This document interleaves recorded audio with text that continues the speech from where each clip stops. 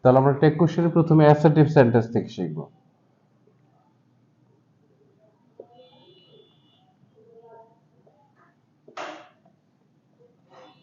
আচ্ছা, টেক কোশ্চেনের জন্য আমরা প্রথমে সিম্পলি একটা সিম্পল রুলস এর মাধ্যমে এটা শিখব। প্রথমে যে কাজটা আমাদেরকে করতে হবে, যতটুকু বাক্য দেওয়া থাকবে ওটা তো লিখতেই হবে, এবং তারপরে একটা কমা হবে, এবং সেটা প্রথমে আমরা অক্সিলারি ভার্বটা লিখব। বাক্যের মধ্যে যে অক্সিলারি ভার্ব থাকবো সেটাকে লিখব, ঠিক আছে? যদি অক্সিলারি ভার্ব থাকে আমরা সেটাকে লিখব, যদি না থাকে তাহলে আমাদেরকে ডু অথবা ডাজ অথবা ডিড লিখতে হবে, ঠিক আছে? আচ্ছা, তাহলে যদি অক্সিলারি ভার্ব থাকে তাহলে সেটা লিখবো, যদি অক্সিলারি ভার্ব না থাকে তাহলে ডু ডাজ অথবা ডিড লিখবো। তারপরে একটা নট লিখতে হবে, অনেকটা ইন্টারোগেটিভ করার মতো। এবং এই নটটা আসলে আমরা কখন লিখব? যখন বাক্যের মধ্যে তিনটা জিনিস নট, নো অথবা নেভার না থাকলে। বোঝা গেল কথাটা? এটা লিখে দেওয়ার উদ্দেশ্য হলো এটা, যে বইয়ের মধ্যে লেখা আছে যে বাক্য যদি অ্যাফার্মেটিভ হয়, ব্র্যাকেটের মধ্যে লেখা আছে সেন্টেন্সটি অ্যাফার্মেটিভ হবে, এখানে একটা নট হবে, ঠিক আছে? আর আমরা ওই কথাটাকে না লিখে কি লিখছি? নট, নো অথবা নেভার না থাকলে। যদি বাক্যের মধ্যে নট, নো, নেভার না থাকে তাহলে তোমাকে একটা সংক্ষেপে নট লিখতে হবে অক্সিলারি ভার্বের সাথে অ্যাটাচড করে। আর যদি আগে থেকে একটা নট অথবা নো অথবা নেভার থাকে তাহলে কিন্তু ওই নটটা আর লেখা যাবে না। তারপরে সেই বাক্যের যে সাবজেক্ট আছে সেটা তোমাকে লিখতে হবে। কি লিখতে হবে? সাবজেক্ট। এটা হচ্ছে 3 নাম্বার স্টেপে। এবং সব সময় এই সাবজেক্টটাকে কিন্তু তোমার প্রোনাউন করে লিখতে হবে। বোঝা গেল বিষয়টা? কি লিখবা? প্রোনাউন করে নিবা। তাহলে মোটামুটি আমাদের একটা ধারণা হলো, এবং সবশেষ যে কাজটা করতে হবে সেটা হচ্ছে একটা প্রশ্নবোধক চিহ্ন দিতে হবে। যদি আমরা প্রশ্নবোধক চিহ্ন না দিই তাহলে টেক কোশ্চেনটা কি হবে? কাটা যাবে, মানে সঠিক উত্তর লেখার পরও কাটা যাবে। এখন এই জিনিসটাকে আমরা আবার ভালো মতো বোঝার চেষ্টা করি যে অ্যাসার্টিভ সেন্টেন্সের যদি আমরা টেক কোশ্চেন করতে চাই, প্রথমে যে অক্সিলারি ভার্বটা আছে সেটা লিখবো। যদি অক্সিলারি ভার্ব না থাকে তাহলে কি লিখবো? ডু, ডাজ অথবা ডিড। আর সেটা লেখার পরে অবশ্যই আমাদেরকে দ্বিতীয় স্টেপে একটা নট লিখতে হবে। কি লিখতে হবে? নট লিখতে হবে, ঠিক আছে? এবং এই নোটটা সবসময় সংক্ষেপে লিখতে হবে। তারপরে শর্ত হচ্ছে বাক্যটা যদি অ্যাফার্মেটিভ হয়, মানে বাক্যের মধ্যে নট, নো, নেভার যদি কোথাও না থাকে, বাক্যের প্রথমে শেষে যে কোনো জায়গায় যদি নট, নো, নেভার না থাকে তাহলে আমরা একটা নট লিখবো। তারপর আমরা কি লিখবো? সাবজেক্ট লিখবো। এবং অবশ্যই সাবজেক্টটাকে কিন্তু আমাদেরকে প্রোনাউন করে নিতে হবে, ঠিক আছে? এবং সবশেষে যেটা করতে হবে সেটা হচ্ছে প্রশ্নবোধক চিহ্ন। তাহলে এখন আমাদেরকে কিন্তু দুইটা জিনিস নিশ্চিত জানতে হবে। দুইটা জিনিস নিশ্চিত জানতে হবে, সেটা হচ্ছে অক্সিলারি ভার্ব কোনগুলা। অক্সিলারি ভার্ব কোনগুলা, এগুলো যদি আমরা শিওরলি না জানতে পারি তাহলে টেক কোশ্চেন করা আমাদের জন্য কঠিন হবে। আর দ্বিতীয় যে বিষয়টা, সাবজেক্টের প্রোনাউন কিভাবে করতে হয় বা প্রোনাউন কিভাবে করতে হয়, এটা কি তুমি জানো যে কিভাবে প্রোনাউন করতে হয়? আচ্ছা, তাহলে আমরা এখন দুইটা জিনিস শিখবো। অক্সিলারি ভার্বের একটা লিস্ট লিখে দেব এবং প্রোনাউন কিভাবে করতে হয় এটাও লিখে দেব, ঠিক আছে? বুঝে গেছে বিষয়টা? আচ্ছা, খাতা লিখে নেবে, এটা আগে লিখে নাও এই অংশটা। আচ্ছা,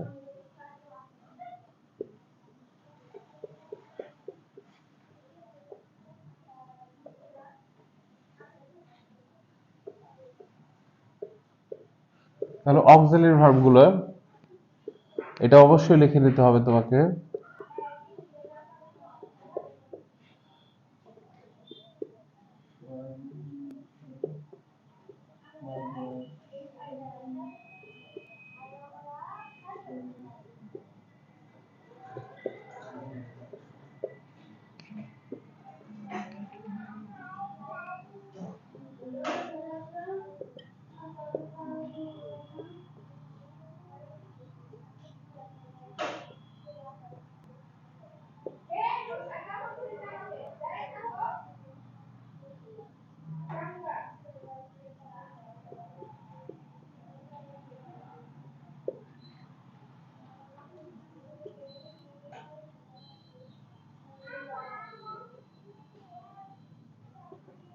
এতটুকু লিখো, আরো কয়েকটা আছে।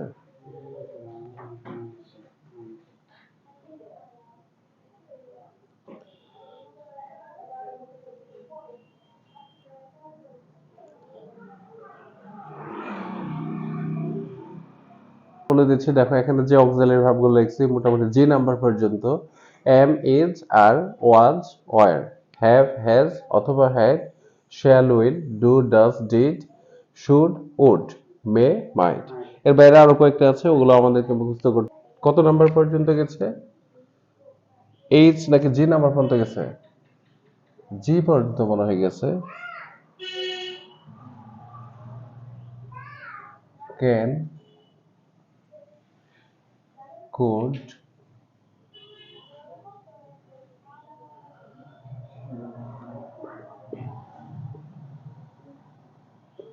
মাস্ট, নিড, এটা হচ্ছে এন, হ্যাঁ, ডিয়ার,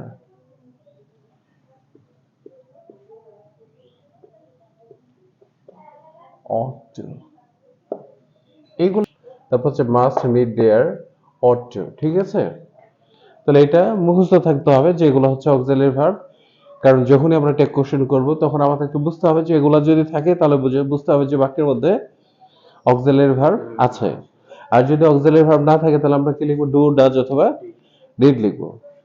এখন তারপরেও কিন্তু একটা সমস্যা থেকে গেল যে আসলে আমরা পার্সনটা কিভাবে করব, পার্সন থেকে প্রোনাউনটা কিভাবে করব, তাই না? আচ্ছা, প্রোনাউন পরিবর্তনের নিয়ম লিখে দিচ্ছি, এটা তোলা শেষ করবো আমি। প্রোনাউন করার নিয়ম,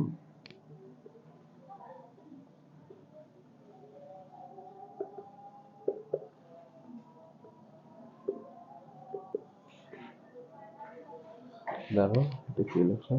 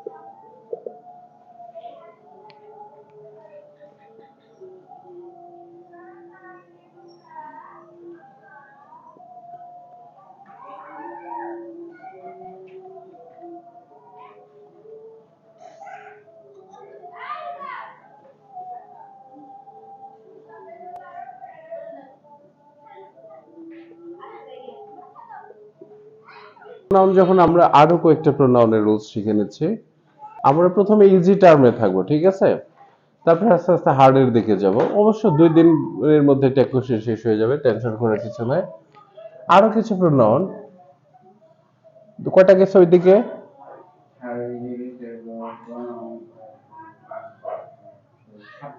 এবিসিডি নাম্বার দিচ্ছে নাকি রোমান দিচ্ছে মনে হয়, না? আচ্ছা, 8 নম্বর, যদি থিং থাকে, যদিও থিংটা সবসময় বস্তুই বোঝায়, কি বোঝায়? এটা থিং মানে হচ্ছে জিনিস, জিনিস বলতে বস্তুই বোঝায়। এটার কিন্তু প্রোনাউন কি হবে? ইট হবে। বাট যদি এরকমটা থাকে, থিংস থাকে, কি থাকে? থিংস, এটার পরে এস থাকলে সেটার প্রোনাউন কিন্তু আবার। তাহলে এখন মনে হয় আমরা এটা টোটালি করতে পারবো। একটা টেক কোশ্চেন এক্সাম্পল দিচ্ছি, ওখান থেকে তুমি ফলো করবে, ঠিক আছে? একটা এক্সাম্পল দিচ্ছি।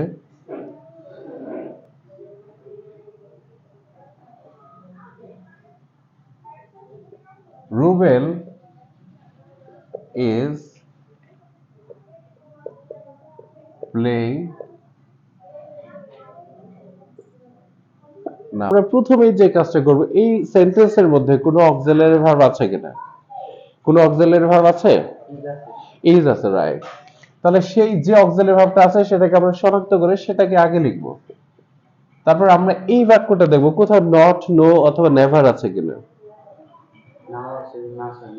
কোথাও নট কিন্তু নাই। তাহলে বোঝা যাচ্ছে এই বাক্যটা অ্যাফার্মেটিভ আছে। তাহলে আমরা একটা কি লিখবো? নট লিখবো, এবং এটা অবশ্যই এটার সাথে অ্যাটাচড করে এবং সেটা সংক্ষেপে লিখবো, ঠিক আছে। তারপর যে সাবজেক্ট আছে সেটার প্রোনাউন করব। সাবজেক্ট হচ্ছে রুবেল। সাবজেক্ট কি লেখা আছে? রুবেল। রুবেলের প্রোনাউন কি হবে এটা আমরা চিন্তা করি। রুবেল প্রথমত একজন ব্যক্তি, দ্বিতীয়ত একজন পুরুষের নাম, এবং না আবার খেয়াল করুন, হ্যাঁ রুবেল একজন ব্যক্তি এবং একজন পুরুষ, এবং এটা সিঙ্গুলার নাম্বার, তাহলে হি হবে প্রোনাউন। বোঝা গেল বিষয়টা? এতটুকুই কিন্তু, জাস্ট আর তেমন কিছুই নাই। আরেকটা এক্সাম্পল দিচ্ছি। She knows me। এই বাক্য, এই সেন্টেন্সটা আমরা টেক কোশ্চেন করতে চাই। She knows me, এটা টেক কোশ্চেন কি হবে? দেখো এই বাক্যের কোথাও কিন্তু কোনো অক্সিলারি ভার্ব নাই। তাহলে যখনই অক্সিলারি ভার্ব থাকবে না তখন আমরা মেইন ভার্বটাকে খুঁজে বের করব। এই বাক্যের মেইন ভার্ব কোনটা? she হচ্ছে ব্যক্তি, এটা সাবজেক্ট। knows হচ্ছে মেইন ভার্ব, ঠিক আছে। মূলত মেইন ভার্বটা দ্বারা কোনো কাজ বোঝাবে। যেহেতু knows শব্দটা হচ্ছে ভার্ব, এখানে যদি ভার্বের শেষে s অথবা es থাকে তাহলে আমাদেরকে অবশ্যই ডাজ লিখতে হবে। এবং যদি ভার্বটা পাস্ট ফর্মে থাকে, কি থাকে? পাস্ট ফর্মে থাকে, তাহলে আমাদেরকে ডিড লিখতে হবে। পাস্ট ফর্ম হলে সাধারণত শেষে ইডি লেখা থাকে, এটা নাও থাকতে পারে কিন্তু বেশিরভাগ বাক্যে ইডি থাকবে, ঠিক আছে। ইডি থাকলে আমরা তখন পাস্ট মনে করে ডিড লিখবো। আর যদি ভার্বের শেষে এস, ইএস অথবা ডিড, ইডি কোনোটাই যদি না থাকে তাহলে আমরা ডু লিখবো। এক কথায় ভার্বের প্রেজেন্ট ফর্ম হলে ভার্বের শেষে এস, এস না থাকলে আমরা ডু লিখবো। তাহলে যেহেতু এস আছে আমাদেরকে কি লিখতে হবে? ডাজ লিখতে হবে, ঠিক আছে। এবং এই বাক্যটাও কিন্তু একটা অ্যাফার্মেটিভ বাক্য, তাহলে অবশ্যই আমরা কি লিখবো? এখানে নট দিব একটা, ডাজেন্ট। তারপর এটার সাথে আমাদেরকে সাবজেক্টের প্রোনাউন লিখতে হবে। এখানে সাবজেক্ট হচ্ছে শি। শিটা নিজে থেকে আগে থেকে প্রোনাউন, মানে শি বলতে একজন মেয়ে মানুষকে বোঝাচ্ছে, যদিও তার আরেকটা নাম আছে ওটা তো এখানে লেখা নয়। তাহলে সেটার প্রোনাউন কি হবে? শি যা আছে তাই। তাহলে উত্তরটা হচ্ছে কি? Doesn't she. এখন মনে হয় তুমি অনেকটা বুঝতে পারছো। মোটামুটি আমরা টেক কোশ্চেনটাকে তিনটা পর্যায়ে শিখবো, ঠিক আছে। প্রথম ধাপে আজকে যেমন খুবই ইজি ছিল, দ্বিতীয়ত আমরা ইম্পারেটিভেরটা শিখবো, তৃতীয় দিন আমরা হার্ড কোশ্চেন গুলাকে শিখবো, ঠিক আছে। এবং কিছু কিছু শব্দ আছে যেগুলো নেগেটিভ, মানে ওয়ার্ডের মতো না, নট, নো, নেভারের মধ্যে থাকবে না, কিন্তু ওগুলো তারপর বাক্যের সেন্সটাকে নেগেটিভ করে দেয়, ওগুলো আমরা শিখবো, ঠিক আছে। আচ্ছা তাহলে আমি তোমাকে কয়েকটা লিখতে দিচ্ছি।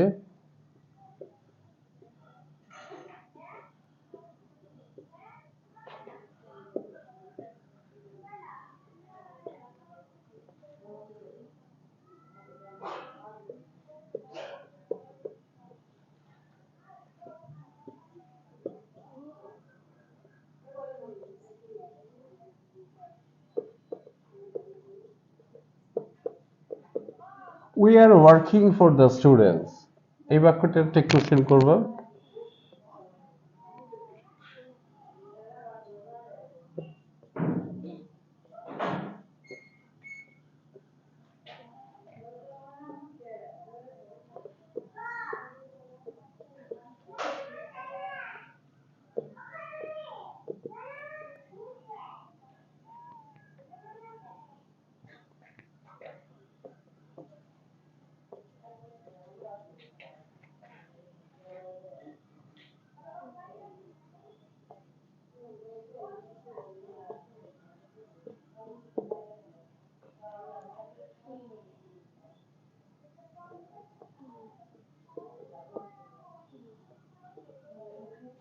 এই তিনটা বাক্যে টেক কোশ্চেন করে দেখো, করছো? আচ্ছা দেখো আমার সাথে মিলাবা, হ্যাঁ। প্রথমে দেখো, আমরা প্রথম যে বাক্য আছে we are working for the students, এখানে অক্সিলারি ভার্ব হচ্ছে আর। তাহলে সেই আরটাকে আগে আমাদেরকে লিখে নিতে হবে। আর যেহেতু সেন্টেন্সটা অ্যাফার্মেটিভ সেন্টেন্স, মানে কোথাও নট, নো, নেভার নাই, তাহলে আমরা একটা নট লিখবো এবং অবশ্যই অক্সিলারি ভার্বের সাথে অ্যাটাচড করে।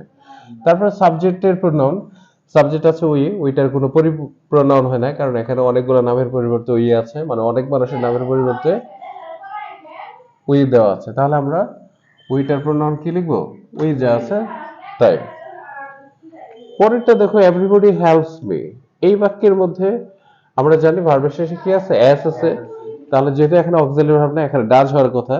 ডাজ লিখলে কিন্তু তারপরে উত্তরটা ভুল হয়ে যাবে, খেয়াল করো। টেক কোশ্চেনের বেলায় কিন্তু আমাদের ভার্বের চেয়ে, অক্সিলারি ভার্বের চেয়ে প্রোনাউন বেশি গুরুত্বপূর্ণ। আবার বলছি, অক্সিলারি ভার্বের চেয়ে প্রোনাউনটা বেশি গুরুত্বপূর্ণ, ঠিক আছে? Everybody helps me. এখানে দেখো, এই যে ভার্বের শেষে এস আছে, এটা কিন্তু বলছে যে এখানে একটা ডাজ হবে, কিন্তু আমরা ডাজটা লিখতে পারবো না। কেন লিখতে পারবো না? এই যে এটার যে প্রোনাউন, এই যে সাবজেক্ট, এটার প্রোনাউন যেটা আসবে সেটার সাথে ম্যাচ করে আমাদেরকে অক্সিলারি ভার্ব লিখতে হবে। এভরি প্লাস নাউন, এই যে এভরির পরে কি আছে? বডি আছে। এভরিবডি, এটার প্রোনাউন কি হবে? দে হবে। তাহলে এভরির পরে কিছু থাকলে প্রোনাউনটা কি হবে? দে।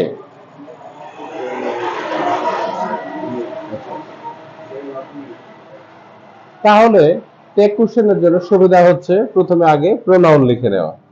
ধরো প্রোনাউনটা আমরা আগে দেটা লিখে নিলাম। তারপর এই যে ভার্বের শেষে এস ছিল, প্রেজেন্ট আছে, তার মানে এটা কি? প্রেজেন্ট টেন্স আছে। তাহলে এখানে ডাজ হওয়ার কথা ছিল, কিন্তু যখন সাবজেক্টটা প্লুরাল হয় তখন কখনোই ডাজ হবে না। কি হবে না? ডাজ হবে। দেটা তো প্লুরাল, এটা কি প্লুরাল। তাহলে এখানে ডাজ না লিখে আমরা কি লিখবো? ডু লিখবো। কি লিখবো? ডু। এবং যেহেতু সেন্টেন্সটা অ্যাফার্মেটিভ ছিল, মানে নট, নো, নেভার কোথাও নেই, তাহলে একটা নট লিখে নিতে হবে। উত্তরটা হচ্ছে ডন্ট দে। বোঝা গেল বিষয়টা? এমনি দেখে মনে হচ্ছিল ডাজন্ট দে উত্তরটা হবে, কিন্তু উত্তরটা ভুল হবে।